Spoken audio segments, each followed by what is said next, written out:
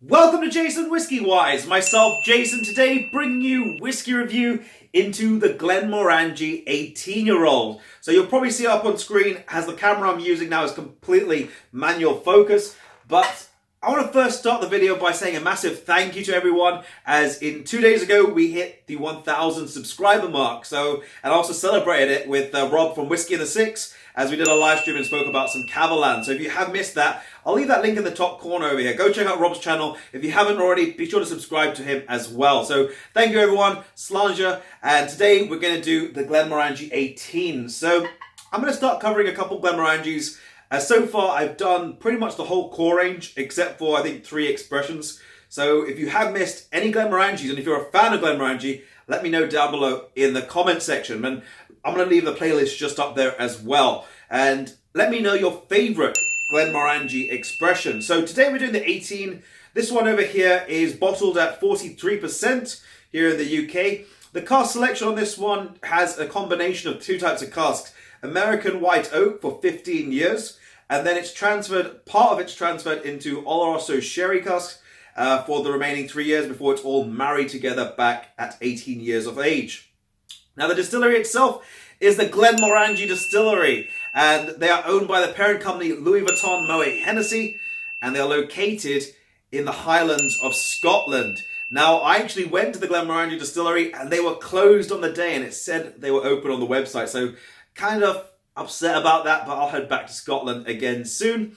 Now, you also will be wondering, if you're a long-time subscriber, this is a different completely background, and I spent around about 3 hours sticking all these boutique whiskey postcards to the wall and then stacking these fellas up and just trying to make it a bit more of a different scenery.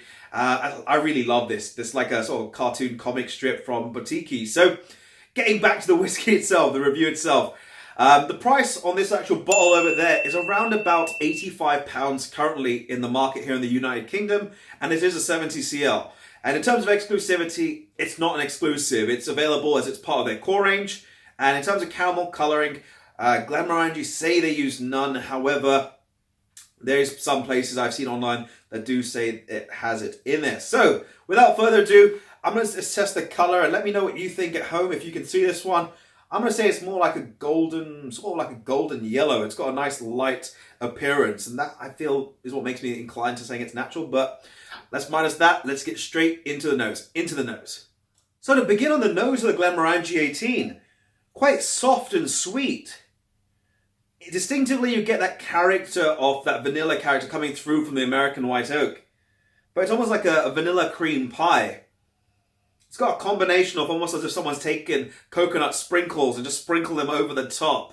And then behind that, you're getting a bit more of a fruitier, citrusy presence. I'm picking out something that reminds me of like candied grapefruit peel, a little bit, sort of a bit of a tang in it. And I'm getting a nice sort of rich, ripe apple sauce. A bit tarty, and a few sort of sultanas on the top and in the mix. And you're getting the aromatic flavour really coming through. Right behind that, you are getting a very nice sweeter note, and it's like a honeysuckle, maybe even a syrupy honey, and a bit of sort of what reminds me of dried apricots. Let's get into the palate next. Slanja. So now entry onto the palate for the Glenmorangie 18. The overall texture is not very viscous as I initially thought. I'd say it's between, just a bit more rich than the 10. It's got a medium sort of texture on the palate and on arrival. It does start with a combination of stone fruits, like a peaches. I'd actually say a peach cobbler. A little bit of apricots are back in, but these are much more sort of riper apricots. These are not dried apricots. A bit of tangerine coming through with a bit of citrus, candied pineapple. A soft hint of a herbal character. And I'm going to go so far to say even fennel as it's coming through, and there's a little bit of like a sweet spice, and I'm going to say cinnamon on this one. It's got a little bit of that character coming through, maybe even honeyed cinnamon. But overall now it's starting to dry up ever so slightly. So I'm going to work my way into the finish, and we'll come to our conclusion on the Glenmorangie 18. So into the finish. So now into the finish for the Glenmorangie 18. The overall flavours are just sort of hanging about just enough, and then they're just finishing, I feel, a bit too early. For my personal liking. It's more the lines in terms of the overall length is around about a short medium, just edging to a medium finish. But the overall flavour profile it's quite creamy. The vanilla character is coming back, and it reminds me like a double cream vanilla latte. Very creamy, and lots of this vanilla really coming back, which wasn't there on the palate. Now going into the further flavors, the apricot's back there, and this is just like apricot throughout, but it's like tinned apricots, and you sort of like making a dessert, and you just put a bit of cream over the top, and it's like creamy apricots.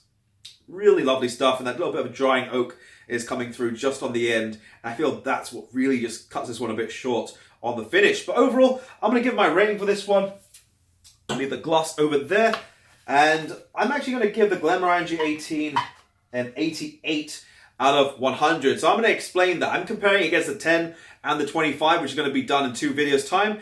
For me, the overall character for this whiskey is fantastic. You're getting a lot of apricot, a lot of citrus really coming through, and you're getting the nice fresh characters, nice creaminess. The only things that I feel on the downside on this one are the price point at being around about almost 85 to 90 pounds here in the UK, which it used to be around about 70 pounds. So you can see it's creeping up.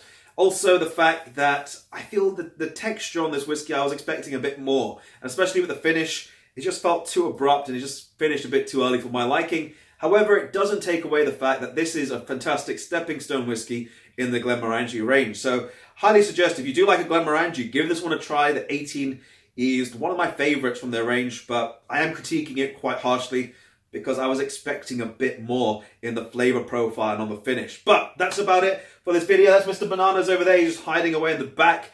If you have enjoyed the video, by all means, feel free to drop it a thumbs up. As it's always appreciated, it helps out the channel. Be sure to hit the subscribe button, which I'll leave over here. And I'll also leave some other Glenmorangie videos on the screen, so you can feel free to go and check them. But on that note, this has been me, JasonWhiskyWise, and I'll catch you all for the next video. Slàinte.